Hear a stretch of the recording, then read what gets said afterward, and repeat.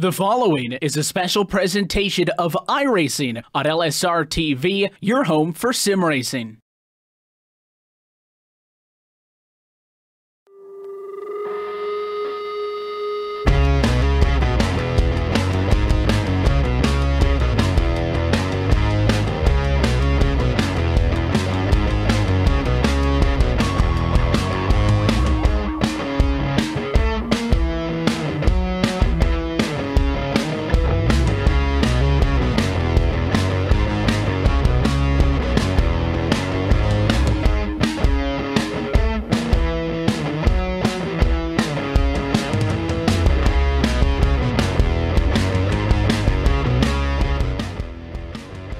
Live tonight for the cornfields of is happy to say good evening, sim racing fans, and welcome to our continuing coverage of the 2018 Real Sim Racing Icebreaker Winter Series powered by LSRTV on your home for sim racing and iRacing Live, where tonight we head to the Iowa Speedway for race 4 of 9 on this 2018 campaign. Final race of the season as well on this side of the New Year's break for tonight's Iowa Corn 130. As always, we're happy that you're with us at LSRTV and iRacing Live. Myself, Evan Pasoko, along with Trevor Valderrama, who's standing in for Brian Backlund with us this week. And then downstairs, the lovely and talented Cisco Scaramuza, as always, is twisted and tweaking the dials and bringing us to you this evening. And Trevor, we head to the Iowa Speedway, 4th race on the season, a 4th different kind of a racetrack. We opened things up at the 2.5 mile Daytona International Speedway, went down to the 1.5 mile Las Vegas Motor Speedway. A week ago, we were at the 2 mile D-shaped oval of MIS, and tonight we head to the 7/8 mile Iowa Speedway for the first back-to-back short tracks at the midpoint in the season, and we're doing it under the lights, which I think always makes things a little bit more fun. Absolutely, gotta love under the lights racing, you know, first one of the season, and we go from a long track to a short track. There's been a lot of variations of tracks throughout the first couple of races, and now we have a short track on the schedule, our first one of the year, and then next year, yeah, it is next year, that we go to another short track coming off of a fresh break. So, you know, it's going to be interesting to see how these drivers adapt from a long track versus a short track. So I'll be keeping an eye on that. And as well, it's a different kind of track, so you got to watch yourself coming out of the turns.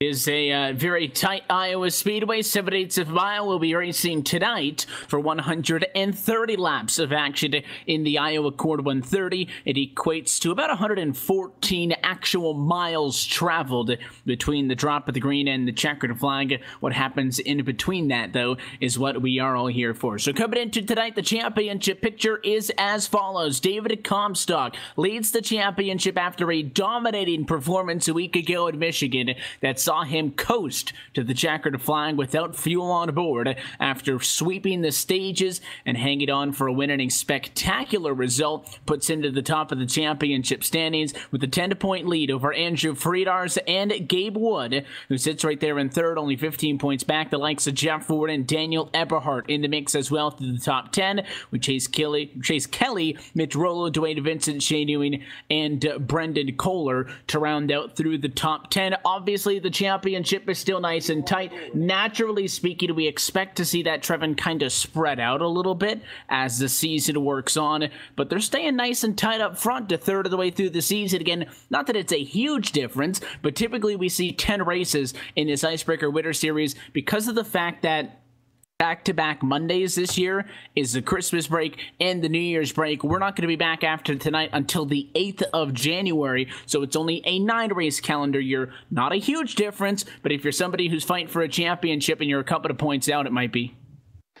Yeah, and looking at the championship standings, I'm looking at the starts that each driver has, and inside the top 10, you have everybody with 3 starts in a race, and then behind that, it's just 2 and 1. So even though it's 9 races versus 10 races, that one race can be very critical, as you can see in the top 10. So you got to be able to participate in every single race if you want to chance at that championship. And it is very tight, and we are expecting it to spread out throughout the season. But for right now, it's a very tight and close race. And on the other side of the calendar year, we will have 5 races all back-to-back.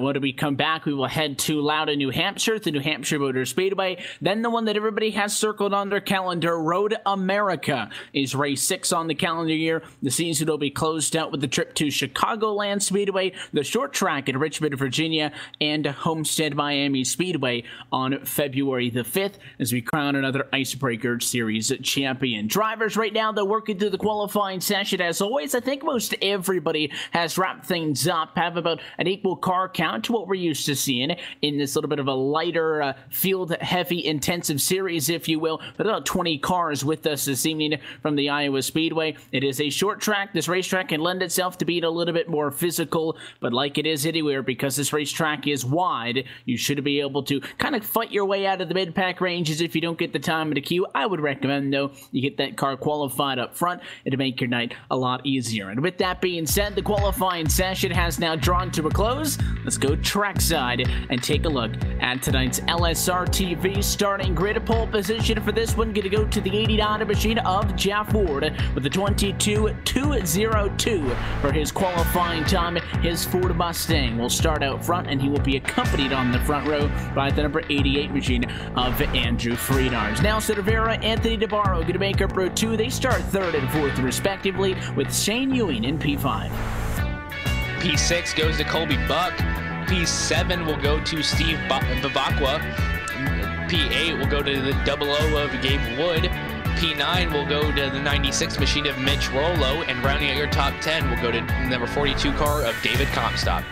Austin Coop will start tonight in 11th position. Corey M. Smith will be with him at row 6 in P12. Dwayne Vincent gets the unlucky number 13 starting spot tonight, although his number is 13. We'll see if that could be a good look omen as he searches for a trip to victory lane for the first time this season. Gerald Campbell will start 14th with him, and Chase Kelly just behind in P15. P16 goes to Braden Whitaker. P17 will go to John Abbott. P18 will go to John Batone. P19 Richard L. Reagan Jr.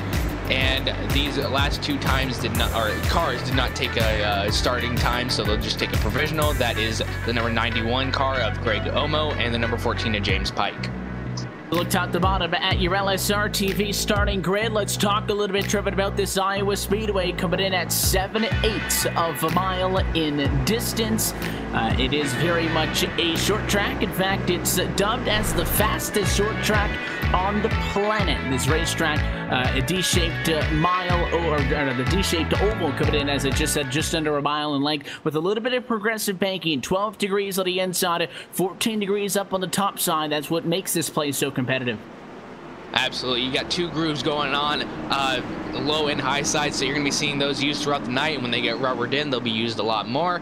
I'm thinking that the probably the middle, the top side might be dominant first part, or could even be the bottom side. I'm not too sure, but it's going to be a great racing tonight on hand, 130 laps, and let's see who comes out on top after a long race here at Iowa. And you don't need me to tell you this, but we are racing under the lights this evening from the virtual Iowa Speedway. 66 degrees Fahrenheit. The racetrack only slightly warmer at 67 degrees. Gives a little bit more grip in the tires than what you would see under daytime conditions. And I think nighttime at this racetrack is favored by drivers throughout the sim. But as always, we're happy that you're spending your evening with us at LSRTV and iRacing Live. The pace car down to the safety of the pit lane, and the field in the hands of Jeff Ward. American Ethanol, green flag flies, and we're off with the Iowa Corn 130, and we'll go 3 wide for 3rd on the opening lap to turn number 1. In the middle of that sandwich is Nelson Rivera. He'll go backwards as Jeff Ward maintains the race lead. It'll be Friedars P2, DeBarro up to 3rd, and behind him with the move on the inside, Shane Ewing to 4th. That was a very smart move by Shane Ewing. He saw an opening and he took it. That was very that was a gamble, and it paid off for him. He's now in P4. That's a fantastic move by him. Now you got him trailed by Rivera and Wood, and then you have a 2-car battle behind him. That's the 42 of David Comstock and 34 machine of Colby Buck. Now it's number 42 of Comstock out in front. Now they're a little bit single filed out throughout the top 10. This race, 130 laps, could go by pretty quickly under green flag conditions. Question is, how much of this race is going to be like that? You could see just by the aggressiveness on the start of this one with Ewing dropping to the inside, going 5th to 4th, that if you want to, this racetrack will let you put the elbows up from top to bottom. But I think single filing things now out after the completion of 3 laps in this one. The beginning portion of this race, obviously, we expect to see drivers kind of mix it up a little bit, try to balance out at where they kind of think they should be running in terms of maybe out qualifying or under qualifying, what that car can do at race trim. But as it is for every single race of the Real Sid Racing Icebreaker Winter Series, powered by LSRTV, stage racing in effect tonight. Lap 1 through 30 is the opening stage. Lap 65 will be the conclusion of stage number 2, and then from that point on, the cross flags to lap 130, we will race to the end. And this season has shown us so far the bonus points at those stage breaks critical in the championship fights, so there is no reason for anybody to slouch on this opening run. Absolutely, and that does guarantee them 2 cautions throughout the race. So these drivers could conserve tires a little bit more. Because, you know, coming off the corners, you may be going a little bit harder, and the bump in turn 1 is a little bit harder on your car as well. I don't think we talked about that yet, but there is a bump in turn 1 that, you know, you hit it wrong and it does make your car a little cattywampus. So we'll be looking for drivers to do that, but you will be using your tires a little bit more as the race goes on, so you might want to be conserving those a little bit more. And, you know, you will, in that mindset, you will know that, you know, you have a caution coming up, so you could go down into pit road and get yourself some tires. So that's always going to be in the back of the mind, as you're seeing 2 different lines that I'm seeing. You got one up top and then one on the bottom. So we'll see how that works out for these drivers as the run goes along. We have seen a couple of times this year drivers kind of undercut the pit strategy to get an advantage on the next run. Iowa, I don't think really a racetrack that would lend you to do that under green flag conditions, because the racetrack is so short. You would lose a lap by pitting, but if we get a yellow, that would set us up for, you know, a single-digit lap restart to the end of a stage. You might see some drivers either stay out to go for the points or come down to the pit lane for the advantage afterwards, get the track position coming out of the following stage break yellow. You've been keeping an eye on some of the drivers mixing things up back here in P15. We do have a fight between the 66 machine of David Matone and the 04 of Braden Whitaker. Whitaker way down on the inside with that yellow line on the bottom of the racetrack as he tries to work himself around, and even fighting going on further out with 00 and Gabe Wood. Both he and David Comstock have been on the move, and they're fighting with each other as they do so. Comstock tried to go to the inside of Wood last time, couldn't get it to stick, and they will file back out. Yeah, these 2 lines are really working out for both drivers, but one's coming out on top, and that was the top line. You saw, I believe that was Comstock on the top, you know, get Wood on top, able to pull back away from Comstock. So that top line prevailing a little bit more. So we'll have to look to see if drivers move up or stay down on the low side. So far, though, nice and clean. Jeff Ward is enjoying the action. He's now 1 second in front of Andrew Faridars, who is in the number 2 position at the moment. He's not all that far in front of Anthony DeBarro. And then you've got Shane Ewing, Nelson Rivera, and then Gabe Wood, David Comstock. I feel like a move's coming here for the 42 machine. Comstock's just looking for a way to get that JT Plax Plus Gary Burster trucking machine around, but hasn't been able to do so. And the little bit of indecision, if you will, has allowed Austin Coop to close up to the back bumper. The 53 car already +3 positions on the night, wants to make it a 3-way fight. Yeah, absolutely. And the number 42 machine of Comstock looking and lurking, trying to get himself around it. And Coop behind him, if anything slips up, you know, he's right there to take that position. But up ahead, they're really spread out. So, you know, this track obviously going to lean itself to some green flag runs, because they're really starting to spread themselves out. You see different lines being taken. So we'll look to see a green flag run coming, and I'm sure we'll go all the way to the stage end. You know, maybe everybody's just seeing what they have underneath them, and then make some adjustments at the pit stop, and then maybe go a little bit harder stage 2. Almost already at to this point now, halfway through the opening stage. Again, these stage breaks comes at quarter and a half distance all season long. And here we go to fight for that position between a Comstock and a Coupe. The 42 has struggled to pass cars on the inside, and with Coupe on his outside, it's probably going to be a very difficult defense in the fight for 7th. Coupe with the nose at the line and clear to turn number 1. Austin Coupe wins the battle for 7th, and now he sets his sights on Gabe Wood and tries to do what the 42 couldn't, and that is get him for P6. Even Gabe Wood, though, sensing the pressure from behind, he's almost closing up to the back bumper of the Verizon Chevrolet of Nelson Rivera in front. Might make a battle for 5th before he himself comes back under attack. After Comstock got past, he saw what line Coupe was running, so he's starting to trace him a little bit more. You see Coupe using that outside line, so he's getting a better run off there, and he's catching Wood little by little, but surely he is catching him, as well as Gabriel Wood is catching Rivera, as you were saying, so it could become a 4-car cluster in the next following laps, so we'll keep an eye on that. But you see Gabe and Coupe also using different lines, so and it's definitely working out to Coupe's advantage. Now you see him going up top side, seeing if he can make that stick, able to get him up to that back bumper, as well as Comstock still using that bottom side after a few laps on the top side.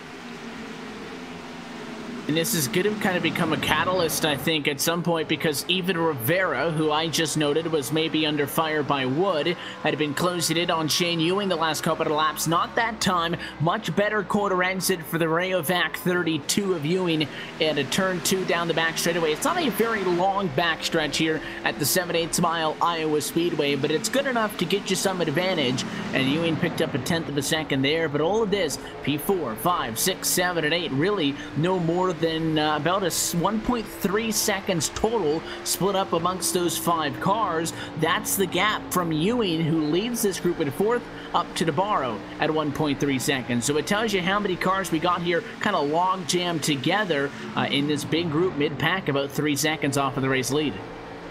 Yeah, absolutely. And now you're seeing Comstock catching Coupe a little bit more. You see a different line being ran each lap. He's trying to find something that works for him. He's closed the gap a little bit more, and Gabe has been able to pull a further distance on Coupe. So now it's just Coupe and Comstock battling it out. So we'll have to keep an eye on that, as well as now a little battle for second place, that is. It's side by side going down the backstretch, a little bit of drag race, a little bit of a upper hand to Freenars up on that top side, so we'll have to see how that works out for him coming out of turn 4. Still door to door a little bit. The number 9 of DeBarro comes up a little bit, but Freenar is going to be able to take that position back and pass him on the outside. And Fredar's never lost his spot. DeBarro put up a good fight. Again, it's a convincing dive into the corner, but it was a successful defense up on the outside of the racetrack, because Fredar's is able to wind that car up topside. You see it right there. And DeBarro's going to have to tuck back in line, regroup, take a couple of laps to get back to the bumper of the Nationwide Camaro in front of him. And then I'm sure he will give it another go and try to take that spot away once more. In fact, he's probably not going to have to wait too long for that opportunity to come, because a very good run into turn number 2 gets him to the bumper. And you know, the obvious statement would be, we'll try to get to his outside. That is so very difficult to do, and you can see Freidar is aware of that, Trevin, holding the outside line all the way down the front straightaway, so DeBarro can't do that. He's leaving the inside open down the front and down the back, because I don't really think he cares if the 9 gets to the inside. As long as he's not making a mistake, he should be able to defend successfully on the outside, which right now the preferred lane. Yeah, definitely the preferred lane on the outside. You know, I'd be doing the same thing, you know, keeping myself as close to the wall as possible. But you see him moving a little bit to that middle line on the turns 1 and 2, and then up to the top side as close as possible to the wall, coming out of 3 and 4. So you see different lanes for different turns. So that's interesting racing right there. You see the number 9 kind of tracing him, but altering his line a little bit. You see him go a little bit lower than the middle. Going through the turns right there, so he's trying to make something happen where Freenars is not. So DeBarro just trying to get to the back bumper. He got there once before, and he's trying to duplicate it again. and he's going to run out of time shortly. This battle for second has allowed Jeff Ford to get 2.5 seconds in front of the battle between Faridars and DeBarro. Still Shane Ewing fourth, Nelson Rivera fifth, with Gabe Wood 6, Austin Coop 7, and David Comstock at 8th position. So no changes since we've last checked in with everybody throughout the field. Of course, you can keep your eyes on the top side of your screen on the ticker for live intervals every single time around the racetrack, so you know where everybody is running in the field top to bottom. We have 20 cars still in this race, all with the exception of Richard Reagan Jr., who had to park that car. He's the only driver who has gone behind the wall early here tonight from the Iowa Speedway. Next time by for Jeff Ford, going to be 6 laps left to go in stage number 1. Looking to get those 10 bonus points. Last time he led a stage was 2 weeks ago in Las Vegas. He won both of the stages, and he won that race. And this race car looks about equally as good now. Yeah, you see that battle still going on, or trying to get to a battle. That's DeBarro trying to get the back bumper of Freenars to give him another shot for that lead. He's got there twice before, but not able to get there recently. So now we're looking back to Gabe Wood and Nelson Rivera. That's the stage break right there. Lap 30, it's going to be Jeff Ward across the line. And a challenge is not going to happen for P2. So Faridars hangs on to that one. And I think for Jeff Ward, the car was so good, I don't want to say uneventful, but I think the 89 machine is comfortable where he sits at the moment. Trevor, I know you were talking about pit adjustments a little bit earlier. These guys, I think, are going to need to make a couple of swings if they're going to get to where he is right now. Absolutely. You just saw Jeff Ward run away from the pack. You saw, I think last time I checked, he was 2.5 seconds away from second place. That's a fantastic car he's got under him. So they're going to have to make some adjustments indeed. And, you know, we'll see what kind of adjustments they make and see if it helps them going forward. But maybe, as I was saying, you know, this is probably just, you know, they're hanging back because they know there's stages ahead of them, so they could just be chill until stage 2, the end of stage 2, and then that's the end of it. But coming down pit road right now. But he's going to be headed down pit lane. Let's take a look at your stage 1 results. Jeff Ford gets the stage win and the 10 bonus points that comes with it. Andrew Faridars, Anthony DeBarro, Shane Ewing, and Nelson Rivera through P5, with Gabe Wood in 6th, Austin Coop 7th, David Comstock 8th, Colby Buck 9th, and Steve Bavacqua in 10th, all taking home the bonus points. Everybody down pit lane. Do we see maybe some discrepancies in 2 or 4 tire calls? We'll see. Following the number 89 of Jeff Ward into his pit stall, that's a fast car that they got behind him. You see all the right sides of the cars jacked up. You probably see left sides as well, and then gas. But we'll see who makes adjustments here going forward, and see what kind of adjustments they have made, and see if it benefits them at all, as Jeff Ward makes it out easily, followed by Anthony Freenars and Anthony DeBarro. So as we pace under the yellow, we'll take this quick opportunity to step aside. Jeff Ford is your race leader and your stage 1 winner tonight for Newton, Iowa. You're watching LSRTV's coverage of the Real Sim Racing Icebreaker Winter Series on iRacing Live.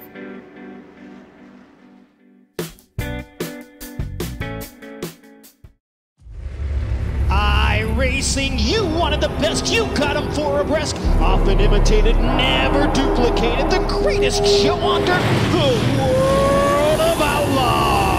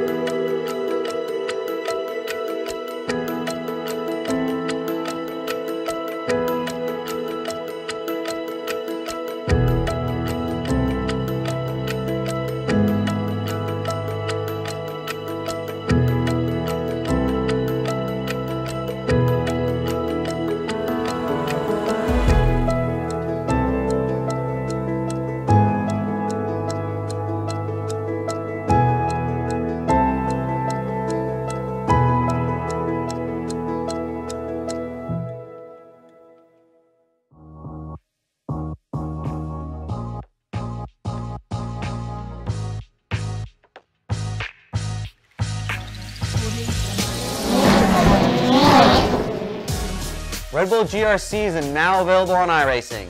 I personally put my blood, sweat, and tears into this thing, developing the cars, the tracks, the dirt, making sure it is authentic as possible, and I really think you guys are gonna love it. The best part is that this 600 horsepower Volkswagen Beetle is free to all members. So get signed up now and come race me online.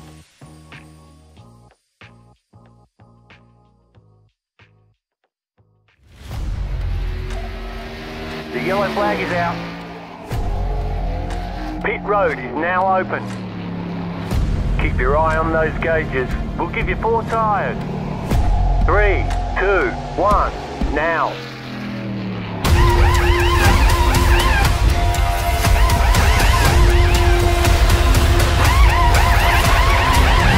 We're done. Get going.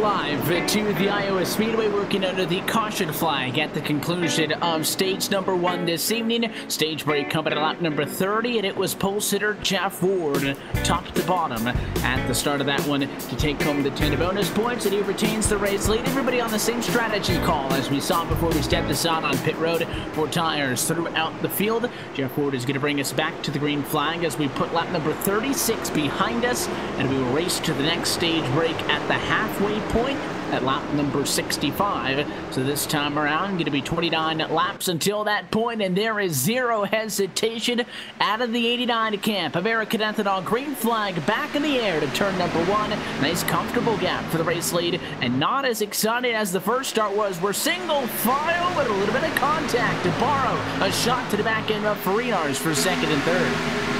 Back in the pack a little bit, you had some almost 4 wide action. You had a gaggle of 4 cars, 3 wide for the start again. Very close call for all those drivers involved. That was Rivera, Coop, Comstock, and Wood.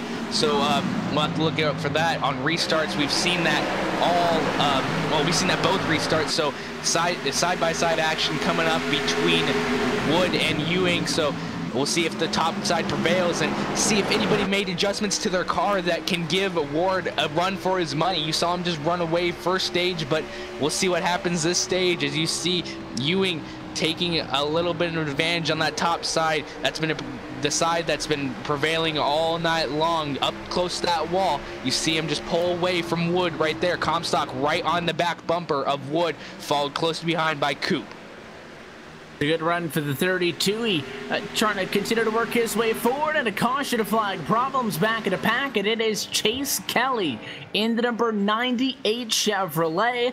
That car has some pretty significant right side damage, and we'll try to get a second look at this one, but it started in front of him with Dwayne Vincent. The 13 machine was clear of Steve Bavacqua in a fight for 13th and 14th position, but by the time Dwayne made that move up top to clear him off of turn 2, he was not clear anymore, and he comes up across the nose of Bavacqua. Those 2 cars get into the outside wall. They straighten things back out, but obviously they lose a lot of speed, and Bavacqua just barely tags Chase Kelly, who couldn't handle that one and went sliding up the hill and into the outside wall, which triggers the first caution flag we've seen for an incident on the evening.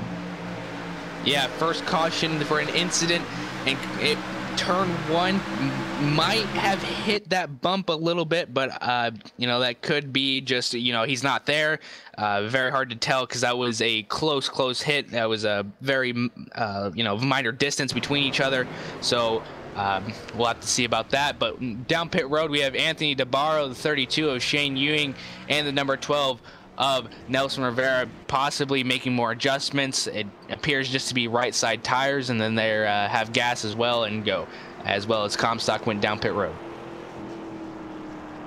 So we bring us under yellow flag conditions really for the first time tonight. Again, stage breaks are technically yellows in the way the format of all of this works, but I would say caution free up until that point, and kind of expect things to be a little bit tighter off of the restart. Caution flag did come from the tower after we saw Chase Kelly get into the outside wall. Since nobody technically went all the way around, there was no automatic yellow flag triggered by the iRacing server, so that one comes down from the tower. And Steve Bavacqua, well, I guess, voicing his doubtfulness, if that's how you want to put it over the radio, over what happened in turn number 2. He will accept the cause of the caution on that one. Don't think it's a big deal for him, considering he already had to come down to pit lane anyway, so he will get the end of the longest line penalty as he tries to get that number 36 machine repaired as it sits in the pit box, looking a little bit deflated at the moment. So up front, I don't think that Andrew Farinars really was able to pick up Trevin a whole much from the 89 machine in that exchange of pit stops. It was a very small sample size of about 2 to 3 laps, but Jeff Ward had jacked out about a half a second, and yes, he does have a big upper hand with being the control car, but he just looked so perfect tonight. And again, that's the case with what we saw with him 2 weeks ago in Las Vegas. Had a crazy finish to that race with the late race yellow, getting cycled back in traffic, the leaders wrecking in turn 4, which allowed him to get the win. That was a race that I think he deserved to win in the first place, but he's right back on, and if he's able to have a dominating performance tonight, it would be the 3rd race this year where a driver sweeps the stages and gets the stage win. In Daytona, as you would expect, it was a completely different story. Farinars won the first stage, Comstock won the second stage, and it was Gabriel Wood who went to victory lane. But in Las Vegas, Jeff Ward swept the stages for the win. Last week at Michigan, David Comstock swept the stages for the win. Jeff Ward, I know we're still early on, only 43 laps in, but it should be noteworthy that he looks like he has a fast enough car. So I guess the moral of the story is, if you have a fast car, you have a really fast car, the way the numbers look. Yeah, 89 of Jeff Ward has his car dialed in. It's like this car was made for Iowa Speedway. It's fantastic to see him run away from all these cars and, you know, just keep his distance from them and be able to, you know, keep a good lead. And, you know, I think he's got the dominant car of the night, and I'm sure from this, you know, you said that we only had a small sample size, but he was able still to pull away. So either Andrew Farinars has got to get a better restart going, or he's got to get a better car going. You saw some cars come down pit lane, like number 9 of DeBarro, Comstock, and following drivers, and, you know, maybe they're just trying to make some more adjustments to their car because they're trying to catch back up to Ward, and it's just such a hard time to do with the car as dominant as that. But we got to watch the restart for sure, because, you know, you got 3 wide, almost 4 wide action going on. We'll see how it works on this one. The pace car is going to be back down and in. Jeff Ward in control once again, opts to start on the inside of the racetrack. Restart comes with 18 cars on the lead lap. At a restart with 16 laps to go, just a little bit over that actually, with 21 laps to go. And stage number 2, green flag back in the air. Another masterful start. Farinars unchallenged for second. He'll slice down in front of Gabe Wood, who might have a challenger. Colby Bach topside, can't get the run in time to get up top, and he will stay P4. Number 10 machine of John Abbott hit that bump in turn 1, got his car a little bit cattywampus. Oh, Austin Coop's in the wall. 53's up into the outside wall, and now John Abbott spinning. The number 53 of Austin Coop just got a little bit loose, and then it just started chaos from there. Number 9 went up into the number 10 a little bit. 10 came back down into the number 96 of Rollo. So we have chaos everywhere, 2 separate incidents, but that number 9 of DeBarro did indeed come up into the number 42 machine, the number 96 machine of Rollo. So let's look for that.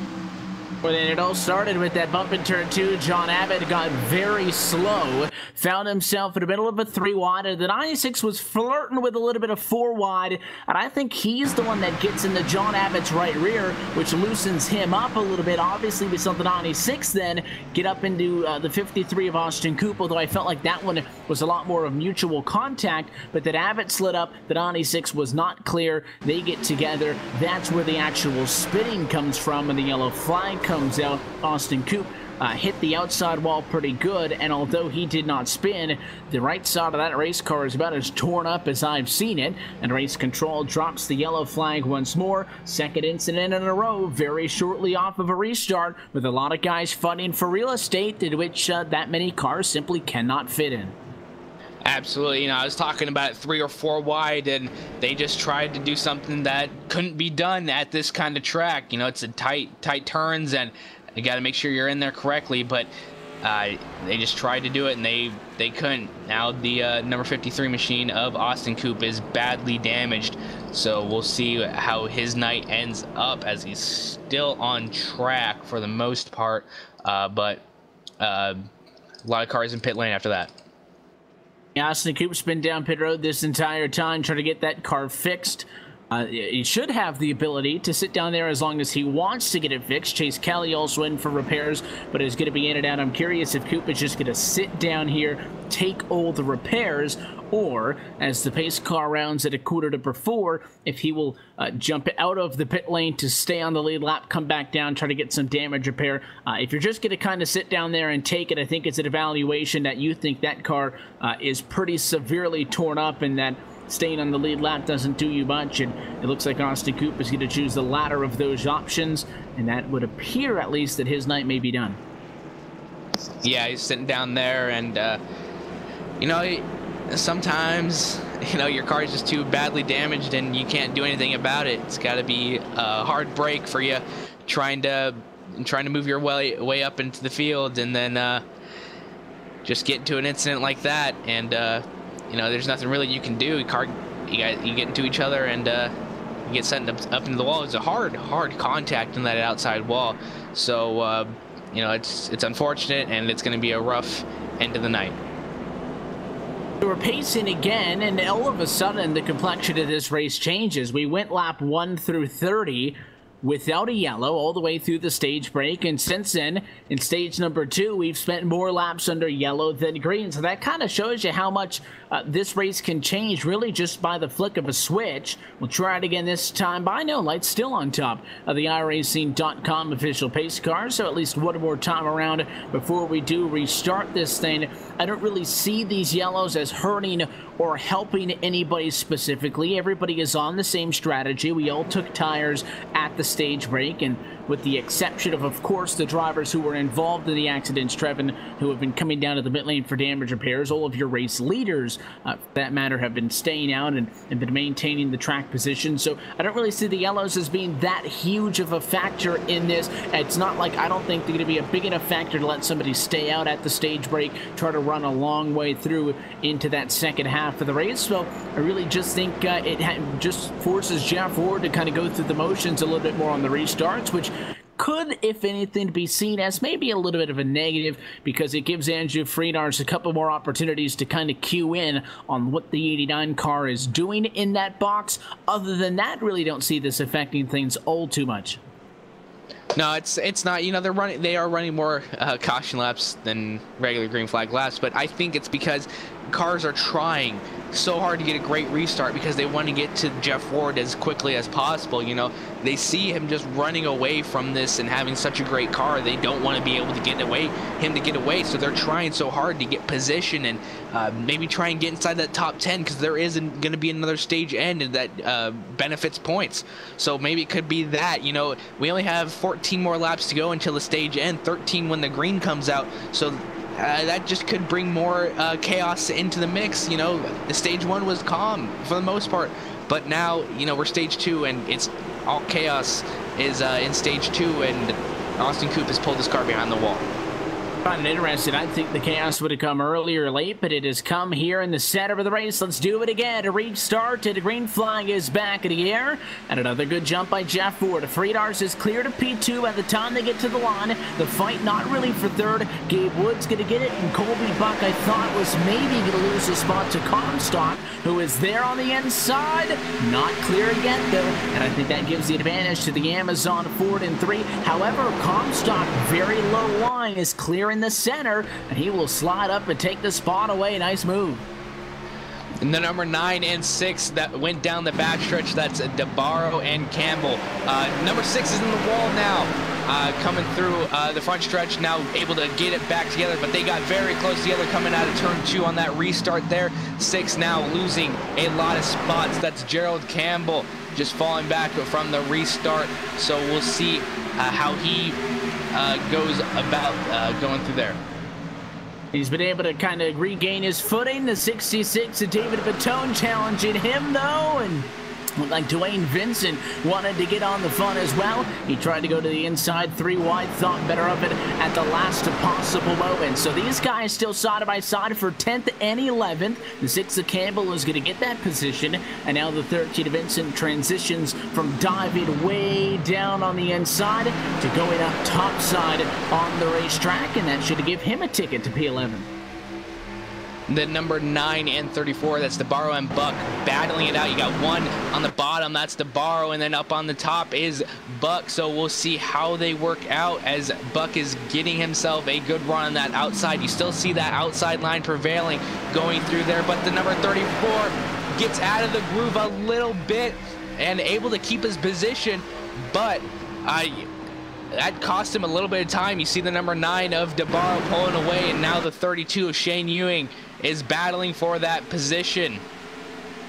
How about that? 2 sets of 2x2, 7th and 8th fighting, 9th and 10th fighting. How about some 3 wide? Look at the 12 and Elson Rivera. He'll go too low though. Left side tires cheated to the apron. That car got really sideways, and it's going to cost him maybe a position as the 6th of Gerald Campbell wants to and will snag P9 away from him. So Shane Ewing wins the battle for 6th. And it is now Corey Smith and Colby Buck for 7th and 8th position. And that 30 car, low entry, jumps up high in the middle of the corner, gets the spot away. Colby Buck's going to make a spirited effort to cross him over. Not sure how effective that inside line is going to be, especially at this end of the racetrack in 3 and 4.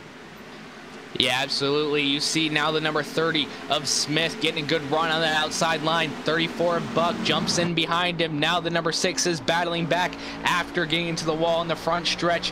You see him dive down to that low side. We'll see if he's going to be able to make a run on that inside line. You see the number 12 of Rivera that got too low, so maybe watch yourself a little bit more. Now they're door to door. Now he's able to pull himself out in the lead.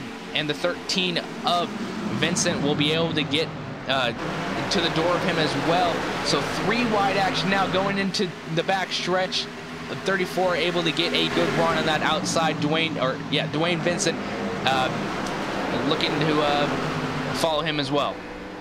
The outside, he'll get it and gonna go from 3 wide to single file rather quickly. Everybody kind of finds their way through. Rivera follows Vincent topside for 10th, and the big loser in all of that was Gerald Campbell, who ended up kind of right where he started this one in the number 11 position. A fight right now for 3rd spot. Gabe Wood in the 00 is going to see that one sneak away as David Comstock snatches away that preferred positioning. It's a point I made earlier, Trevin. If the inside's so difficult, why not just take the top? Well, Dwayne Vincent did it in an unconventional way. Went for the very low entry, cleared Gabe Wood, and went up topside. Obviously, Gabe Wood had the run, went back to his inside, but they ended up at about even the next time they got to quarter entry. And that's one way to get the outside, and that's how David Comstock has moved his way to a race-high P3 after starting in 10th spot.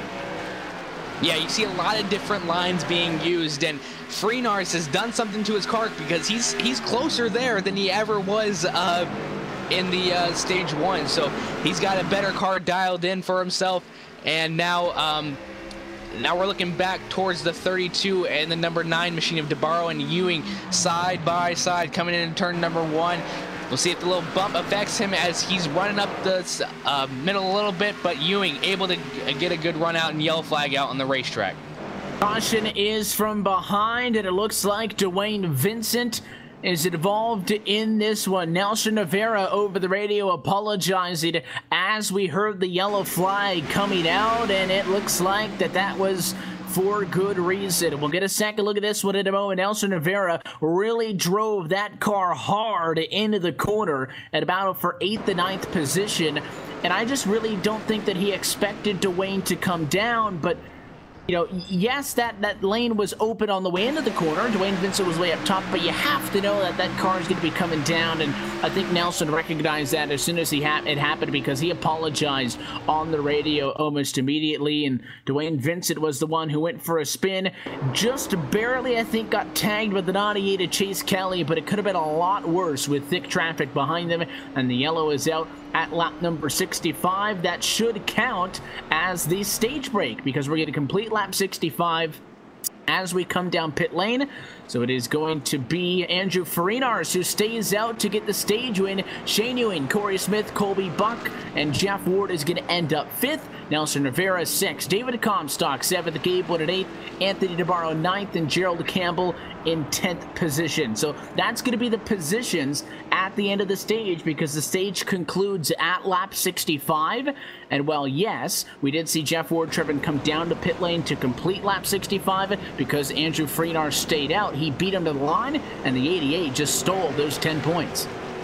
Yeah, that's big for Andrew Freenars, and that incident that happened that brought out this caution could have been a result of, you know that you only have a few laps to go, so you got to dive down a little bit more, or try a little bit harder to get those points, and that was just a result of it, just hard racing, and you can't really do anything about it. But coming down pit road, you have the number 8 of Anthony Freenars, followed by Shane Ewing, Smith, Buck, Ward, and Rivera.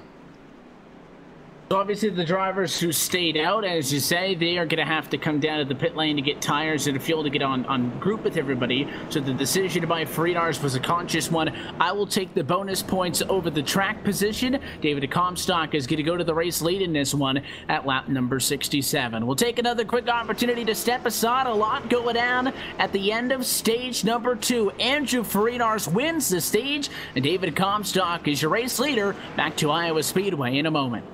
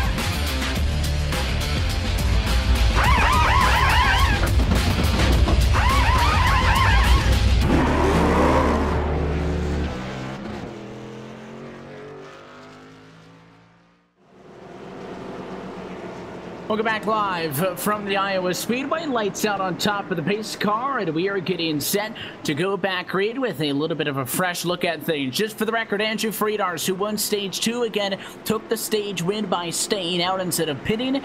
His pit stop, well, yes, he got 10 points, has kicked him back to P12. So we'll look for the 88 to fight to the field. But we've got our new race leader, David Comstock. Took things over on pit road. He will bring us back to the green flag this time, with Jeff Ward now for the first time up front being scored in second position. From this point on, we're going to the end. 69 laps complete. Green flag from Iowa. Fantastic restart by David Comstock, leaving Jeff Ward in the dust, so maybe getting a little taste of his own medicine. But looking behind, you have a lot of 2x2 behind you, as you see the number 10 trying to get a run on that outside line. But looking up a little bit more is Gabe Wood and Gerald Campbell fighting for that second position. Gabe Wood gonna be able to get a great run off that top side, but 9 gets into the wall a little bit, and the number 6 of Jared Campbell gets a little loose as well, but able to keep it under him as the 14 into the wall.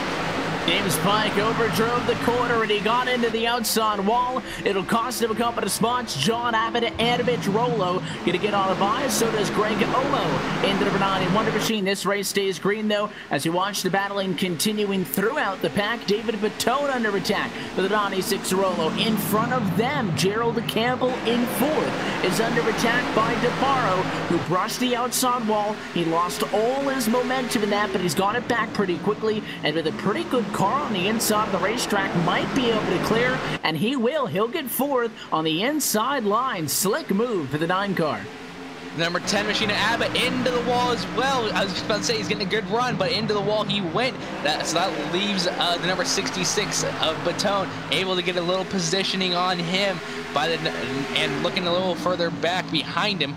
The number 91 Machine of Omo trying to get on that outside and trying to get something, but James Pike able to get a grip on things after that and able to fight back a little bit more as he's right next to that second place positioner early on, Andrew Freenar. So they're battling it out. So we'll see if he gets a good run off the corner. No, he does not. Maybe a little bit of damage not helping him from that incident in turns 3 and 4. But Freenar is able to take that position away, and he's going to be able to trace him coming down the front stretch.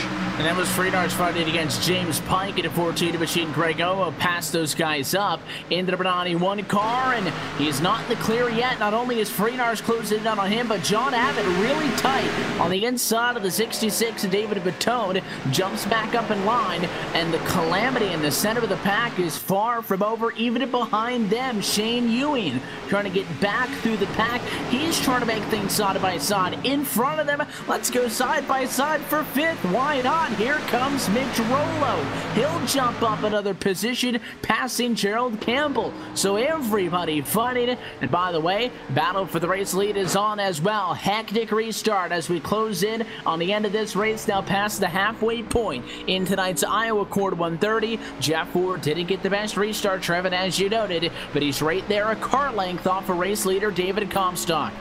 It took him a while, but he got his car back dialed in, and he's right behind David Comstock, trying to find a different line around him, as we've been seeing cars all night long trying to get to that outside line, but David Comstock not giving an inch when it comes to letting him go to that outside line. So now Ward has to find himself a different line on that bottom side. So now you're starting to see him just creep slowly and slowly, but the more they fight, the more it's going to reel in the double O of Gabe Wood. So we'll see how this works out, if it could become a 4 or 3 car cluster for that race lead. He would have certainly enjoyed that. He's been the sleeper in all of this. David Comstock, first time up front after taking over the race lead under the pit lane cycle of pit service. Of course, so with that double O with Gabe Wood right there in 3rd position, this is the highest he has been all night long. Started 8th and runs in 3rd at the moment. Jeff Ward, though, trying to get creative. He'll look to the inside of the racetrack. Cannot do it. No doubt he's going to try to give it another go. Do it. Note that we still have a lot going on mid-pack, but all eyes up front at the battle for the race lead. Jeff Ward looking to the left through a quarter panel, and again Comstock is going to leave the inside open. The 42 really enjoys that high line, especially on this end of the racetrack, and it's a good defensive line. Yeah, it's definitely working out better for drivers in turn 4 rather than turn 2. So you can see that line being dominant on that turn 4 side, but you see the number 89 of Jeff Ward still trying just to find a different line on that low side. So you know, he's trying something different in turns 1 and 2, but able to keep up with him in turns 3 and 4 because he keeps on that top side close to the edge. So you see him setting himself up for a great run down into turn 1 from turn 4. So you see just how he comes down low and able to get to the tire, at least to the rear quarter panel of him. But now we're about side by side coming into turns 3 and 4. You see the 42 with the preferred lane on that top side. That's David Comstock, but now we're still door to door at the start finish line, giving it to David Comstock, but now he's got a great line for him through that low line, and Gabe Wood able to close a little bit more and more as these guys are fighting. Gabe Wood's going to have to pick up the pace himself because he's getting caught by Anthony DeBarro. Really hard drive that time for Jeff Ward. Maybe thought he was going to go for the clear in the center and almost a slide job, but wasn't able to do it. And he is single file again with Comstock. Not that he's going to get up in line, but I think Jeff Ward's going to have to make a decision. If he stays on the inside of the 42 and cannot pass him, Gabe Wood was fixing to go to his outside, and the veteran Jeff Ward saw that coming, came up in line and protected. But the more he's fixated on the 42 machine, the better possibility the 00 of Gabe Wood can maybe steal second away. It is a 3-car fight now because DeBarro's in the mix. The top 4 cars, throw them under a blanket, all within inside of half a second of each other, this time by 45 laps to go from Iowa. Not only if he is fixated on the 42 running that bottom side, as you see him doing it again coming out of 4, will Wood be able to close in on him, but he's burning off his tires faster than as Comstock would be. So he's got to be able to conserve those tires as well as be able to fight for the lead. As you see now, he's got a nose in front of him coming into turn 3, but how will the tires react coming closer down on the bottom as opposed on the top side? It's going to work out for him as he's going to be the leader coming across the line. How is Comstock going to be able to battle back on that outside? Maybe it's just not enough, or maybe he's been using his tires a little bit more, but now Ward back to the point. Big run though, Comstock to cross him over now. He might have to go for that kind of hard drive in and slot up top, and he will. So they're exchanging blows up front, but Jeff Ward gets the upper hand after he crossed over the crossover. Jeff Ward back to the race lead at lap number 88. At a rate there is the 00 of Gabe Wood now. He's trying to get to P2, but again, stuck in the incorrect line per se, bottom of the racetrack. Can't do it, jumps up in line, tucks it behind Comstock, but it is Jeff Ward, followed by Comstock P2, Wood P3, and tomorrow 4, 2 cars into the outside wall. Comstock hit it, and Gabe Wood followed him right into the turn 4 wall. DeBarro right behind that to check it up, and they're still fighting side by side. That was very close for both of them because the number 9 caught them rapidly. So we'll see how that affected both of these cars on the right side. You saw James Pike get into the wall as well earlier, and he has fallen quite a few all the way back to 16th position. So we'll see if that affects them as much as it did with him. Doesn't look like it, but that 9 is still there. That is DeBarro. So Wood and Comstock both have to find out how to get themselves under control and not be able to do that. The number 00 of Wood just followed him up in there, so maybe following a little bit too close behind. Meanwhile, all that battling is going on. Ward is just checking out now to a second between first and second. He's really trying to stretch things out, and he's the second in front, as you just said. Might be all but done with for Jeff Ward, who had to come with a little bit of adversity to get the win at Las Vegas, and some adversity of a different respect, if you will, this evening, but has found himself back up front. This fight for second is far from over with, and good news is things back in the pack haven't really calmed down at all, so maybe Comstock could bank at a yellow before this one's done, but obviously we keep an eye on this fight for third, and you know, DeBarro on the inside. Wow, it was an aggressive move on Gabe Wood. I don't think he was expecting Comstock to come way down there, and that had the 9 machine check up and kind of helped out the 00 of Gabe Wood, who again in the preferred position. Top side of the racetrack is going to be a difficult car to pass. If anybody can do it though, DeBarro more than capable, really talented driver behind the wheel of that 9 car. DeBarro still fighting back on that inside line. That's given Wood a run for his money. But while they're all doing this again, Ward has nearly pulled another second on these 3 drivers. So maybe they want to think about going single file rather than just racing, because even with all this racing going on, they're still not going to be able to catch the number 89 of Ward. So it's very interesting to see how these drivers are battling it out. So we'll see how these drivers battle it out. As you see, still door-to-door, number 9 and 00 of Gabe Wood. Now 9. Oh, the 9's going to tag him! Comstock sideways. He will save it. DeBarro will not. And the caution flag is out.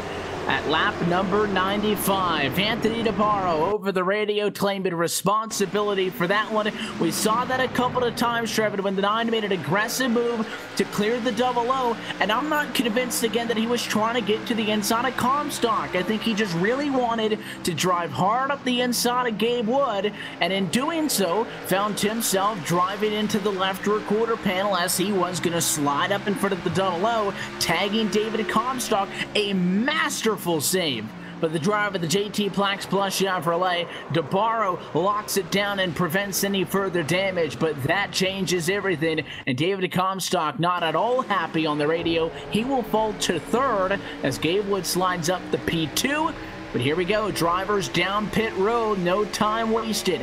34 laps to go, a critical pit stop.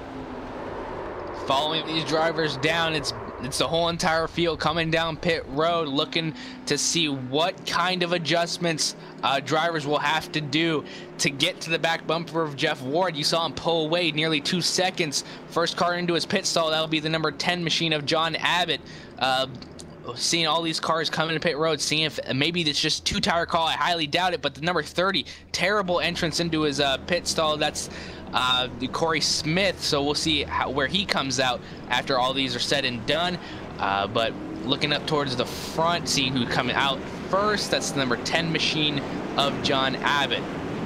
Abbott wins the race off of pit road. It looked like Jeff Ward did decide to take the obvious call for him, which was 4 tires, but the 10 car of John Abbott went with, I think, right side tires only.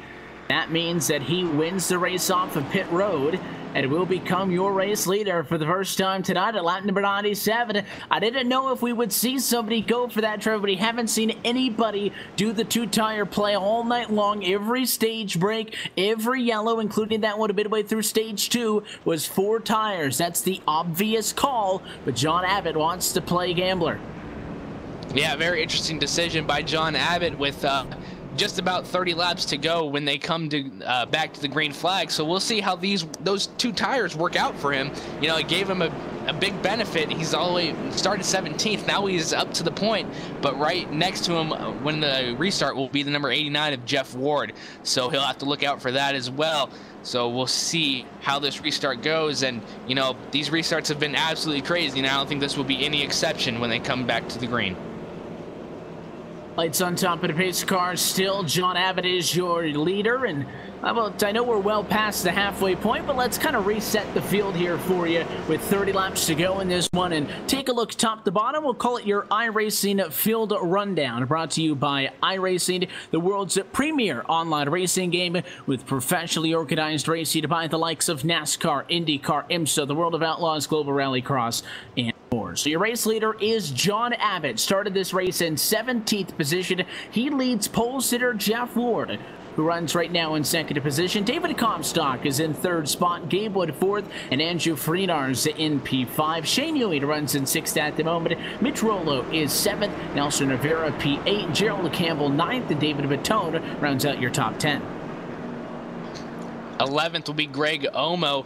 12th will be Chase Kelly, Dwayne Vincent, P13, Corey Smith, 14th, Colby Buck, 15th, Anthony DeBarro, 16th, Steve Bavacqua, 17th, and your last car in the lead lap, number 14, James Pike, Austin Coop, Braden Whitaker, and Richard Reagan Jr. have all pulled their cars behind the wall. Look top to bottom for this iRacing Field Rundown. For more information on the wide variety of sim racing possibilities online, you can visit iRacing.com to sign up today. And if you're not completely familiar with the service, iRacing.com is the place to go to get well acquainted. But I think if you think that you're ready to get signed up for iRacing, it is 50% off all memberships. So go to iRacing.com/membership, and all membership options starting at a month to 2-year options are all 50% off for the holiday season. So make sure you get on that one. The math is going to be very easy for us, though, in this Iowa Cord 130. 100 laps complete. 30 laps to go for the restart. It's just like stage 1 again, that sprint to the end. I have some reservations on if we're going to be green throughout all of that, if that last run was any indication. But we're going to get set, Trevor, and we're going to see what the 10 car can do. Yeah, absolutely. It's going to be a close one all the way to the end. So, you know, fighting hard charging. Could see another incident that weans itself from hard charging, but here we go. Race car down at 8, American Ethanol, green flag flies. It's a good jump for the 10 of John Abbott, but how long is that speed going to last? And David Comstock at the inside of Jeff Ward. This could become the battle for the race lead. Don't miss the significance on this. Comstock cheated too low, though. Left side tires on the apron. He's the second person we've seen do that tonight, and he will fall to P4. Comstock with a big issue, and now back to P4, getting charged by Andrew Freenars to the bottom side. We'll see if he can make it stick on that bottom, but we've seen guys who cheat that left side could have a big implication, as Freenar is able to stay side by side with Comstock, so able to keep it there, but Comstock is up on that top side. That is the preferred lane. But now looking a little bit further, number 89 of Jeff Ward battling with John Abbott with the race lead, coming into turn number 1. Abbott on the top side, but Ward on that bottom side able to get with better tires. Now change for the race lead, Jeff Ward. Race lead at lap 103, and John Abbott showed some impressive speed, but nothing compared to Jeff Ward. And Gabe Wood sideways got really tight, and this is great for Ward. He cleared John Abbott as the 00 was stuck still behind him, and Gabe Wood cannot cleanly get through to P2, which is excellent for the 89 car. 00 and 10 car still battling it out for that second position. Now the number 10 of Abbott went a little too high. That gives way to Wood. Now the number 10 machine's battling back on that inside line, seeing if he can have anything. Oh, up into him! Very close contact, but they were able to keep it straight, so let's keep on going. But that gives way to Jeff Ward, who keeps on running away with this to the victory. 00 Gabe Woods got the preferred lane. He'll get clear this time, but John Abbott pushed it up into the 00. Was nothing that the 00 didn't do to him. Comstock, next driver, to try to get around to John Abbott again. As long as the 10 doesn't fall to 17th, that strategy call, staying out and taking the 2 tires, in my eye, is a win. Freenars tried to challenge Comstock for 4th position. Wasn't able to do so. He gets back up and tucks in line, and Shane Ewing is going to mount the charge to his inside. Not sure how successful that one is going to be, but Gabe Wood is in the clear now, has been quietly marching his way through the field all race long. Started at P80 is the highest he's been all night long right now in P2, but he has a 7/10 of a second deficit to make up in 23 laps if he wants to get the win. Yeah, now the number 10 is getting challenged by David Comstock, looking to get some positions back from where he was up in second place. So now number 10 is going to have to hold him back a little bit more with a little bit of older tire, or left side tires, I should say. But Freenar is also wanting to get into that battle, looking a little bit low. All of them up top on that top side, with the exception of number 10, running that middle line all the way through. But David Comstock able to catch up to Abbott, and now he's door to door with him. Very close racing. 10 sticking up high side, and the 42 going low side. Andrew Freenar's trying to get around him as well. Now Freenar's up top side, while 42 of David Comstock stays low side, coming through turns 3 and 4. And the 42 machine again, nothing against John Abbott. He's quicker than him, but not quicker enough to be able to make that pass to the inside. You can still see the advantages that the outside has, and the 42 is locked in at this point. Got the apron a little bit, almost slid up too high like he did on the restart, and he is going to come in over and save this one. Drives it in hard. He'll slide high. It's going to be a crossover for John Abbott, but now the 42 has the preferred position, and I think Comstock's got something figured out as he perfects that move. Abbott, though, not giving him a lot of space. Let's go through one. Here comes Freenars to the inside. They will both clear the 10, but the fight for third still on.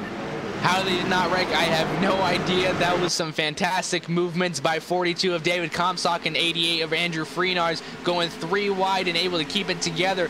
Comstock nearly lost it again. You know, he didn't learn his lesson. Apparently, he just went back to that apron, but able to save it after that. And now he's got himself a great position. So now looking for a third place is Freenars, battling with him on that high side, but also battling for position behind them is the number 10 of Abbott and 96 of Rollo. So we'll see if Rollo will be able to run away with it, or Abbott will stay with him. So we'll see how this works out through the backstretch. And it looks like Rollo's going to get that position in front of him, and a caution flag is out. Problems in the back, and it is Dwayne Vincent, third time tonight. The driver of the number 13 Chevrolet has found himself in a spot of difficulty, and a little bit of help on this one with the 98 machine of Chase Kelly. We'll get a second look up in a moment on the LSRTV replay. Dwayne Vincent not very happy on the radio. Chase Kelly entering on that low line, pushed up the racetrack, tagged the 13, and it was just minor contact, but it was enough to send Dwayne Vincent around, who has had a very forgettable evening. Third incident he's been involved with, and he's just about done at this point. What that means, though, is that this thing is far from over, because we have a caution and drivers are back down pit road. We were just down. Everybody just got fresh tires. There's going to be about 13 or 12 laps to go to the end when we get back out there. 2 tires has never been more plausible than it is right now. Does somebody do it? Have to watch the leaders going down pit road. Jeff Ward and Gabe Wood still are going to be able to battle it out coming through the pit lane. Wood, the first one inside of the pit box, as well as Comstock, but looking towards the front. Jeff Ward, let's see if 2 tires is the call for everybody. It appears so. So we'll see who will be able to make it out. Comstock in front, and 89 able to get back, and Comstock in front of Gabe Wood. Comstock picks up a spot. Gabe Wood falls to 3rd. Rollo picks up to 4th. And Alston Rivera picks up to P5. Andrew Friedars will be the first driver on 4 tires, and he will restart this race in what looks like about 6th or 7th position. So the majority of the drivers took 2 tires. So it's almost like the 4-tire call might be the one that kind of mixes things up, because I'm not sure, Trevin. Jeff Ward has the, I think, well, let's start. Jeff Ward, I think, is the best car. He's had the best car all night, but we've seen challenges come from Comstock and Wood late. I don't think that that equation changes at all just because they all took 2 tires. I don't think that really benefits one driver or the other. So I would say the advantage is still in the hands of Jeff Ward. So the question is, if you're Andrew Friedars back in P8 with the 4 fresh tires, you now are the one on the different strategy. You're going to be the driver with the best tires out there. But is P8 too far back to come from? I think it'll be too far to get the race win from, but he could sneak up into the top 5. Yeah, I think he's going to be a little bit too far to get the race win with Jeff Ford with such a dominant car, able to pull away with every restart, and he just does a phenomenal job on restarts. But Friedars could knock himself back up into the top 5, maybe in the top 3 by the end of this thing. But, you know, there's just not enough laps left in this race to be able to get up to that point again, even with fresh tires, with fresher tires, I should say. It's going to be hard for him to do it. The stage has been set, and again, nothing is guaranteed that even this is going to be the final race start on the evening here from the Iowa Speedway. It is going to be Jeff Ford up front. David Comstock goes to P2. Gabe Wood back to 3rd. Mitch Rollo 4th. And Nelson Rivera in 5th position. Keep in mind, Trevor, the lights are still on top of the pace car. They're already doubled up. They want to go. Yeah, these guys are itching to getting going, back racing again. And, you know, I would be too. You know, you're going to be coming back to the green with at least 12 laps to go. So, you know, you don't have a lot of time to get something done. So you got to get close to these guys and, you know, throw everything that you have at this one restart. But, you know, you do see cautions breeding cautions. So, you know, one little slip up, you know, I was pointing out that bump in turn 1, you know, you hit that bump a little bit wrong and it'll send you up into the guy to the outside. So, you know, you got to watch for that, and you got to watch yourself when to what options you're going to be able to, you know, what options are going to be the good options and what won't be really the best option while laying back, you know, watching this chaos happen and, you know, hope for a caution because they're racing so hard, or what might happen. It's going to be a fantastic restart, and I'm glad you guys are all with us. Lights out on top of the pace car. I want to remind you that coverage of the Real Sim Racing Icebreaker Winter Series is brought to you by Joel Real Timing, the official timing software of LSRTV. Whether you spend your time on the sim, behind the wheel, on the pit box, or from the spotter stand, JRT is your go-to software for iRacing timing and scoring analytics. You can get yourself the basic download today or the full pro version by logging on to joel-real-timing.com, official timing software of LSRTV. Top 7 cars on 2 tires, 8th on the back on a 4, and a Jeff Ward trying to hold on to a win tonight for the Iowa Speedway. American Ethanol green flag drops, 12 laps to go in the Iowa Accord 130. It is 5 car lengths, the lead to turn 1, and a caution immediately behind. Dwayne Vincent in the 13 again. As I was saying, you just gotta watch out for that. But James Pike was also involved in close racing. Cautions breed cautions, so we'll have to re-rack them and keep on going. It's you can see the amount of pressure that each driver has.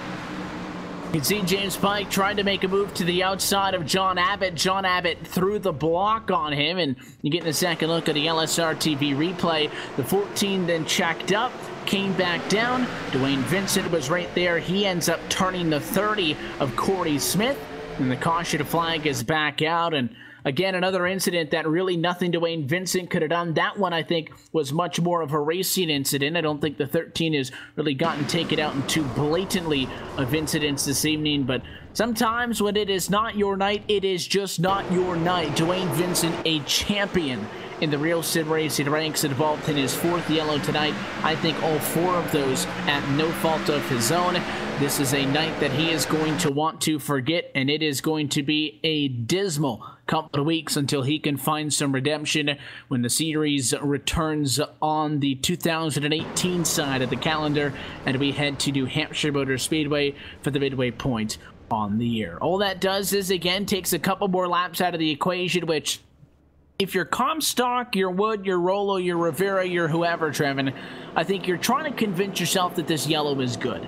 Because Jeff Ward had a good restart. He was out in front of you. It was going to be difficult to get those 4 or 5 car lengths back from him. So you're thinking, okay, this is my opportunity to get a better restart. But in all honesty, nobody's really been able to get that kind of a restart on Jeff Ward. The 89 has been so good all night. Now, there's nothing to say they're not going to pull that rabbit out of the hat when it matters the most. But I almost think if the 89 could just do what he's been doing on these restarts, this is good for him because he has that many less laps to have to defend under green. Yeah, Jeff Ward has just been fantastic under the restarts, and he's been pulling away each time, as you were saying. But these drivers just have to be able to listen to that engine when it revs up, and they have to be able to match that and predict a little bit more, and that gives them another chance to be able to predict when he's going to go and be able to possibly even go side by side with him to that start finish line.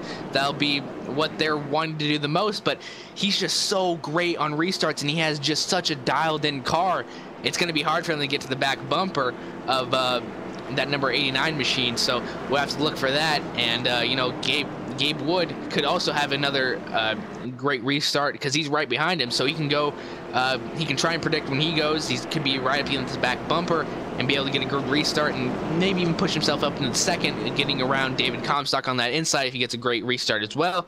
But it's just going to be hard to be able to get to Jeff Ward with a car like he has.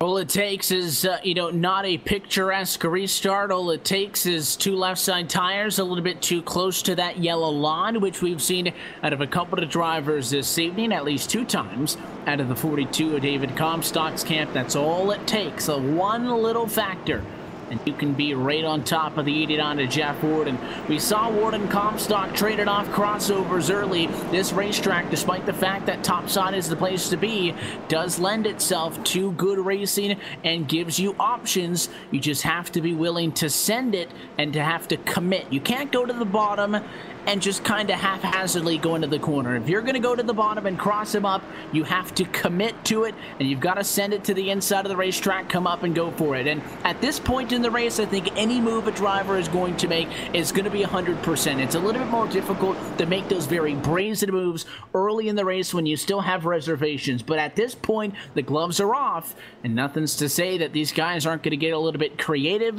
and a lot of bit aggressive to make it happen. Yeah, these guys are definitely getting a lot more aggressive. You can tell by the restarts that are happening. You know, they're just throwing blocks, as you just saw with that restart. You know, these guys are under immense amount of pressure. You know, this is the last race on the 2017 calendar side, so they want to get a great finish and, you know, great morale boost going into 2018 side of things, and, you know, just, you know, set them up for a great 2018 rest of the season, and then coming to the RSR Full Throttle Cup Series as well. You know, there's a lot of stuff that it goes into this final race more than you might think.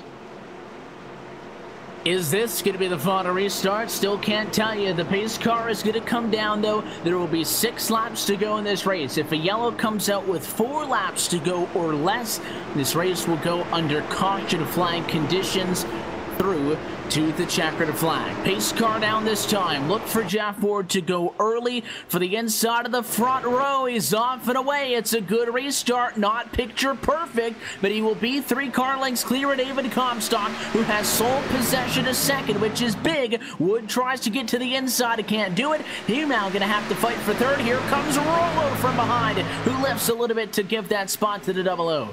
Comstock gonna try and trace the number 89's line, but Wood right behind him, as well as Rollo trying to get up on that high side. Rollo into the wall. Now an 8, 9, 12, and 88 all have to avoid him, and 88 into the number 96 of Rollo. Freenars very close contact. Caution. Yellow. That might do it. Yellow flag back in the packet. It is Gerald Campbell in the number 6 Ford.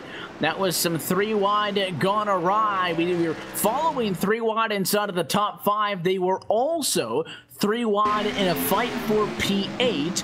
And the second look at the LSRTV replay is going to be the best angle at this one for you. They were 2 wide on the front stretch, but the 66 had such a good run. There's no reason for David Batone not to take that line. And the 6 makes the line like you would expect if there wasn't a car there. Enters real high, which is why the inside was open. I think at this point in the race, you can't expect David Batone to not take that spot. And when Campbell makes the big sweeping arc down into the corner, he takes himself out over the nose of the 66 machine. Very lazy spin into the outside wall, but a yellow flag nonetheless.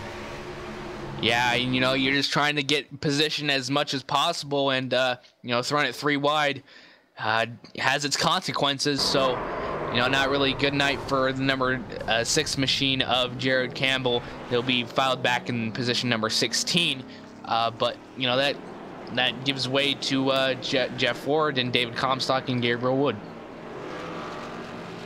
So now we have to wonder, is this thing done? I think it might be over with. Wave by going to go to Chase Kelly. He will go from 2 to 1 lap down in this race. If we are to go back to the green flag racing conditions, the lights on top of the pace car would have to go out this next time by, which would be 2 laps to go. That way we could get a restart the time following coming to the white flag. I don't see that happening, though, with pit lane just now opening for lap down cars. We can't say anything official until the lights on the pace car either stay on or go out, but it looks like this race is going to end under caution flag conditions. You know, we were so great in that first stage. You know, they had spread out racing. You know, it was eventful for the most part.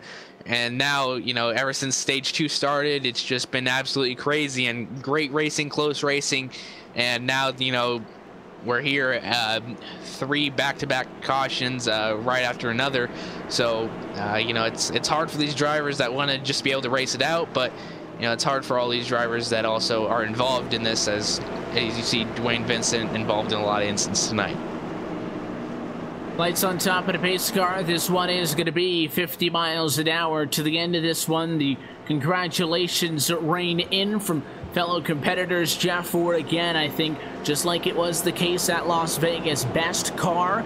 Didn't mean that he, you know, didn't have to deal with challenges. There were drivers close, But I think at the end of the day, Jeff Ward, best car, is going to go to victory lane. He'll be the first multi-time winner this season for the Real Sim Racing Icebreaker Winter Series powered by LSRTV. Gabe Wood won the opener at Daytona. Jeff Ward, as I've noted many a times tonight in drawing comparisons, took the win at Las Vegas, and then David Comstock at MIS a week ago. White flag in the air. Jeff Ward still, to be fair, has to complete this lap if he's going to get that second win. And coming into this evening, that would be good for Jeff Ward, who had a 23-point deficit in the championship, strong in all the stages as well. Going to help him out.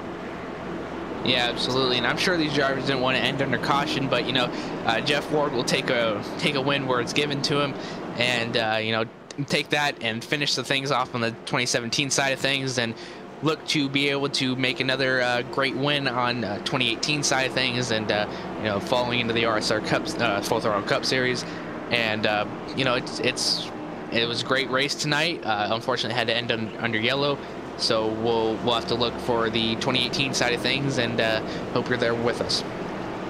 Final time, but a quarter number 4 for the 89 machine of Jeff Ward. It is, I think, a little bit of a congratulatory bump accompanied by a little bit, you're lucky I don't get another shot at you, push for the 42, but Jeff Ward takes the checkered flag. He is your race winner tonight from the Iowa Speedway in the Iowa Cord 130, and he closes out the 2017 side of this Icebreaker Winter Series calendar with his second trip to victory lane on the year.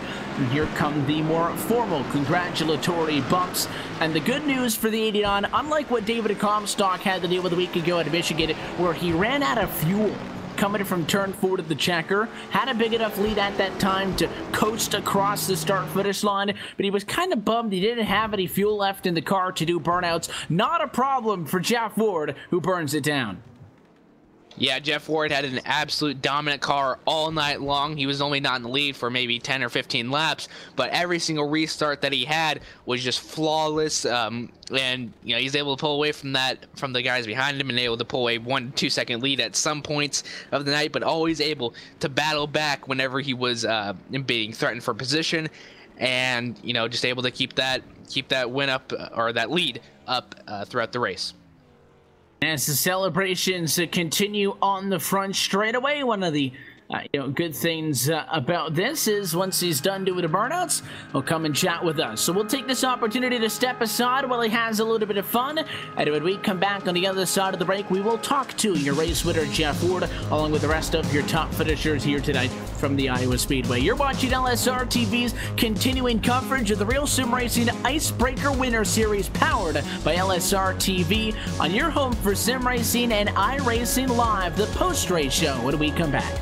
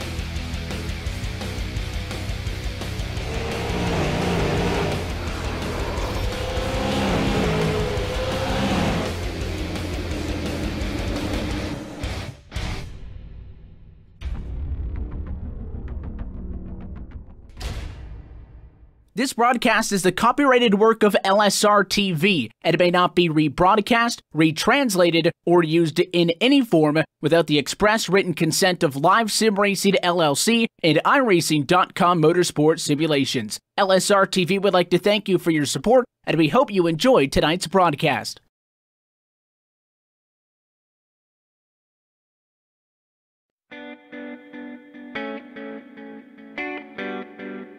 And welcome back live to the Iowa Speedway for the LSRTV post-race show following tonight's Iowa Cord 130, fourth race on this 2018 Real Sim Racing Icebreaker Winner Series powered by LSRTV campaign. And as we've said a couple of times tonight, this wraps up the 2017 side of our calendar. As Jeff Ward heads to victory lane, he's standing by, and we will be down with him in just a moment. First, as always, we look top to bottom, round out tonight's 130 laps of action with a look at tonight's LSRTV full race results. Jeff Ward started from pole, and he gets the win, a stage win. In the middle of that is going to help his championship hopes as he came into tonight P4. David Comstock, a hell of a challenge, ends up with a P2 this evening, plus 8 positions on the night, makes him one of the bigger movers. Gabe Wood comes home in third. We'll be trackside with all of them momentarily. Anthony DeMaro starts exactly where he ends up finishing. That's P4. Andrew Friedars is 5th position in this one. Nelson Rivera comes home P6. Mitch Rollo is 7th. Shane Ewing is 8th. Greg Omo 9th. And David Vitone rounds out your top 10. John Abbott will finish 11th. Colby Buck finishing 12th. Corey Smith finishing 13th. Steve Bavacqua finishing 14th. Dwayne Vincent 15th. Gerald Campbell finishing 16th, and that's the last car on the lead lap. 1 lap down, Chase Kelly. James Pike 3 laps down, Austin Coop, and Brian Whitaker and Richard Reagan Jr. Look top to bottom at your LSRTV full race results. Let's go trackside and talk with your race winner tonight. Jeff Ward is on top of tonight's Iowa Cord 130. We're trackside with the driver of the 89 Ford Mustang. Jeff, congratulations on the win. You guys are able to lock this one up at a short track that had a lot of rough and tough of action. Talk us through it. Yeah, thanks, Evan. What a race, man. I always love coming to Iowa. It's probably one of our best tracks, and just had a good piece tonight, man. Was able to lead a lot of laps and stay up front out of trouble for most of the race. And the cautions were pretty scary. Had a lot of them, and I had to fight off some guys that had good cars, mainly Andrew and David. David kept us honest there at the end for sure. He's actually really good on 2 tires too. When I had 4 there battling with him, I couldn't hardly even get by him. So that was a good battle, and yeah, man, this is awesome. That's 2 so far this year, so we're on the right track here. We'll just keep digging and hopefully gain some ground on the points leaders there. He came in tonight, as we said before we caught up with you here, P4 in the championship. This should help as well because it came with a stage win. It's something that we drew comparisons to, and I'm curious what your thoughts are on it. At Las Vegas, when you got that first win on the year, by the way, first driver to multiple wins, so congratulations on that as well. But at Las Vegas, that was a race kind of like tonight seemed very early on, where you guys had a very good car, indeed the best car, and a lot of drivers post-race in this congratulating you on being the class of the field once again. And it seemed like, well, yes, you did have the best car. You still had those challengers, but they were more kind of circumstantially based. As long as you could get enough green flag laps to put that car to use, it seemed inevitable that it would be in victory lane. Now, tonight, obviously, the way the yellows and such fell a little bit differently than how they did at Las Vegas, but some of the similar challenges. Well, it's important to be able to start up front, and when you can kind of get out there and get that lead, you can manage the tires while those guys battle back there. So, I love the long runs. I'm always hoping we can get a lot of green flag laps because my car really feels like it starts coming in. The more laps we get, I guess it's just my style or whatnot. But, yeah, just try to start up front. Was lucky enough to get the pole and just get out to, get out there away from trouble. Was able to stay out of the wall and stay out of other cars. And I think that really helped towards the end of the night, not having no damage on the car. And that's pretty much, if we can get the pole and get out there, that helps a lot. Can't make you any promises on the points because they're not updated yet, but getting wins is a good way to make up. So hopefully for you guys, you are able to close the gap down a little bit, and I'm sure you will very much enjoy being able to walk away with a couple of weeks off here for the Christmas and New Year's break as the race winner before you have to worry about New Hampshire on the 8th of January. So plenty of recharge time before that one. Yeah, that definitely helps going into the break. We'll be coming back with some momentum. New Hampshire's a pretty fun track. I like all the short tracks, and of course there's going to be some guys that are lights out fast there as well. So we'll have a battle on our hands. This is a stacked field, man. I'm having a blast running it with them, and for the most part, these guys are all clean and just some good racing there. So looking forward to Christmas and New Year's, and then get back in the groove. We'll let you take off. It's something that you're familiar with, though. As always, the sponsors and the shout-outs. Who makes it happen? Yeah, thanks to my team, Loud Pedal Motorsports. They're running a couple other leagues, so they're not over here racing with me at the moment. But always thinking of them guys, and thanks to you guys for doing the broadcast. Thanks to Real Sim Racing and Cal and Championship Esports and that organization. Thanks to friends and family. I want to give a shout out to my dad. He's been watching these broadcasts and rooting me on there. So thanks to him and just friends and family, man. We appreciate your time as always, Jeff. We also appreciate your support of this series. Congratulations. Have a very, Merry Christmas and a Happy New Year, sir, and we'll catch you on the other side. All right. Thanks, guys. The race winner tonight for the Iowa Speedway, Jeff Ward, win number 2 on the season, will help him in his pursuit of an Icebreaker Winter Series championship headed into the next round. David Comstock was close, and it's a great points night for the drive of the 42. Trackside with him is Trevin. Down here with David Comstock. David, how was that race out there tonight? It was absolutely chaos filled from the stage 2 start on. How was it out there on the track?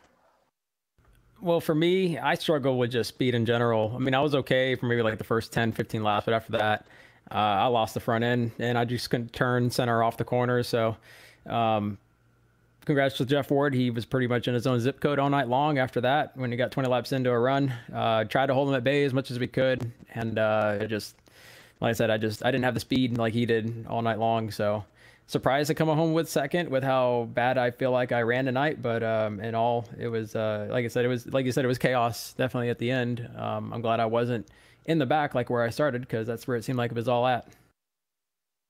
Absolutely. And what we saw a lot of different lines being used used different lines in this race. And what was your preferred line coming into this one from practice and qualifying? And then how did you have to adjust after a few laps on these lines? Well, at first, you can just run the bottom. You'd have a pretty wide arc entry in, and then late apex off the corners to run the bottom. But after a few laps, you'd start moving up a little bit. You wouldn't move up too much. You were limited in 1 and 2. You can't really go as high as you can in 3 and 4 because it's super bumpy through 1 and 2.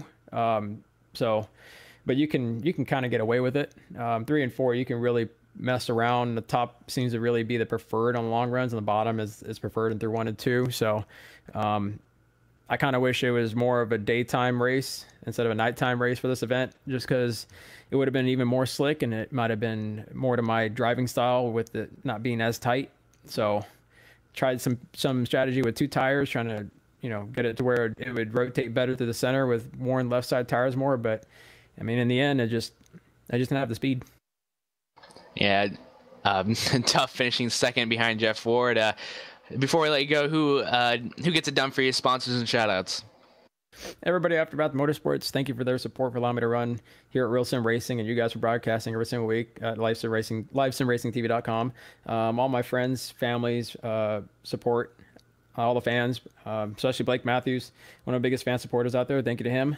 JT Plex Plus, go to Jonathan's website, code David3 when you make your purchase, get 25% off all week long until Friday. Go get that Christmas gift that your parents or your family want. Moss Energy, JD Laird, JDR Graphics for paint my car and keeping it fresh every single week. Hick and Jicks, EJ Brakes. And thank you guys. Appreciate it. All right. That's the number 42 machine of David Comstock finishing second place. Now, moving down the line, we have the 00 of Gabe Wood finishing third. Gabe, yeah, did you have any strategy coming in and through this a 0.88 mile track and you know, different lines out there? Not a one. It came in running qualifying laps, tried to find the line, ran about 30 laps of tire runs, just trying, you know, the inside lane, the outside lane. I just went into it, and the call to take 2 tires, me and Comstock, you know, Comstock was doing that all race, and I didn't trust him. You know, I just didn't think of how it could work, and I finally took 2 tires, and it ended up paying off.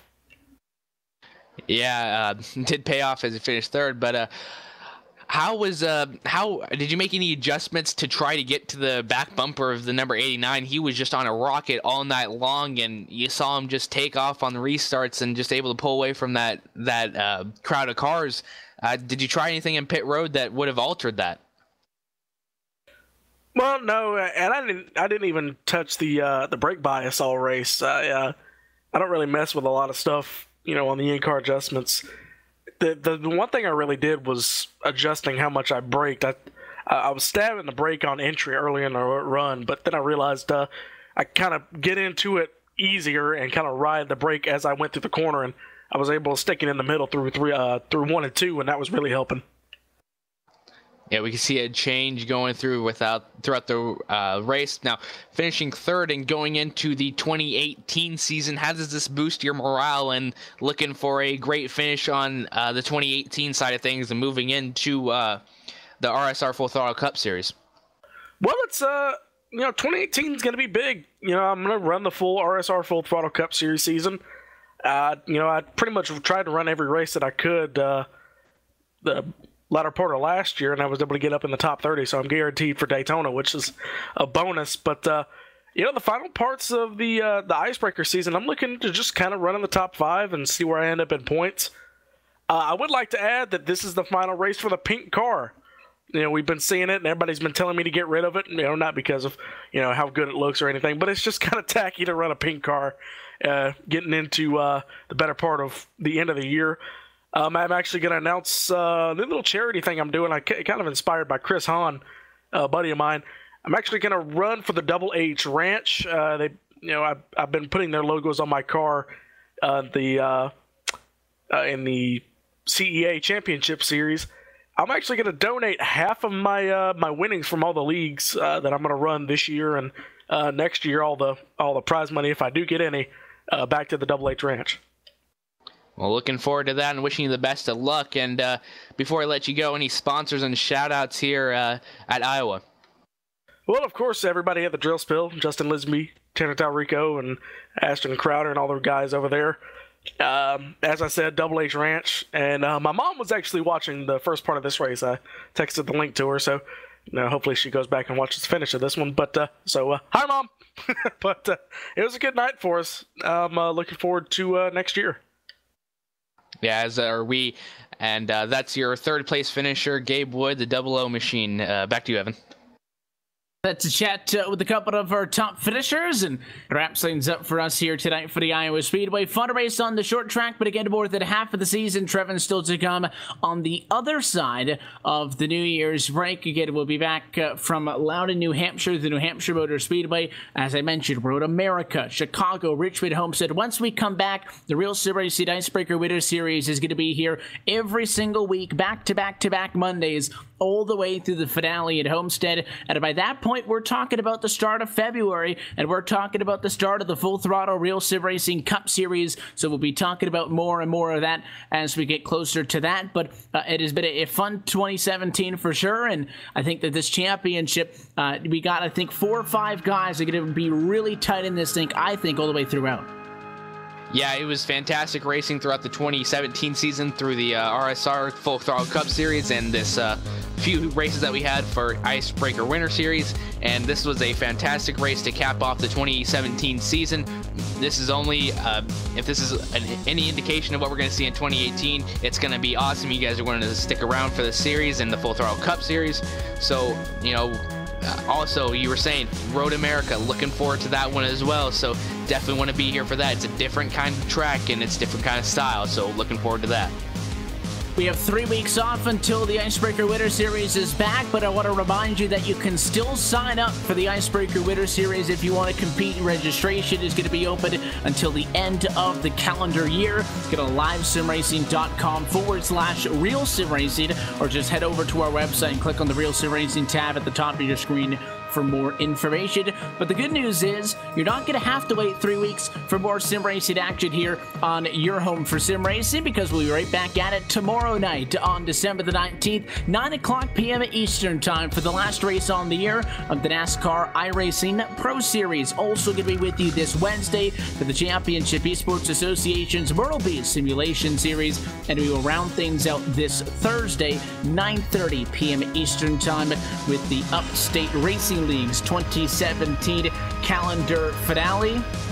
Also want to remind you that the place you can go to for a look at our upcoming and extended broadcast schedule is right there on our website at livesimracing.com. But the best way to stay up to date with us is by following us on social media, on Twitter at LSRTV, and on Facebook at facebook.com/LSRTV official. Until next time, though, on behalf of the entire team here at Live Sim Racing LLC, DJ Lyon, Laura Loss, and everybody who makes things happen on a night-by-night basis, and for your broadcast team tonight, for myself, Evan Pasoko, Trevor Valderrama, and our producer, Cisco Scaramuzo, I want to thank you for tuning in and congratulate Jeff Ward. The Icebreaker Winter Series is done for 2017.